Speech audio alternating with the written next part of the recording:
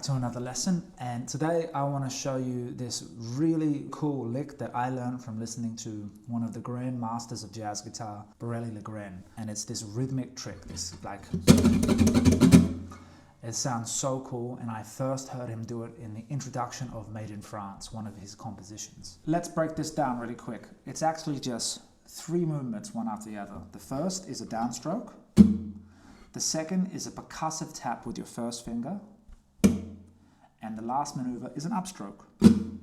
So you have down, tap, and up. 1, 2, 3.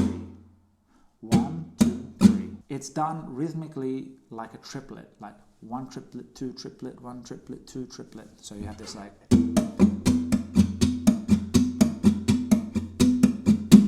And then it's just a matter of practicing it enough and slowly building up the speed of the technique. That's the lesson coming to a close here on YouTube, but it's actually going to continue over on my Patreon, where we're going to look at 3 different ways of applying this technique musically and different ways you can use it as sort of a virtuosic trick in your playing.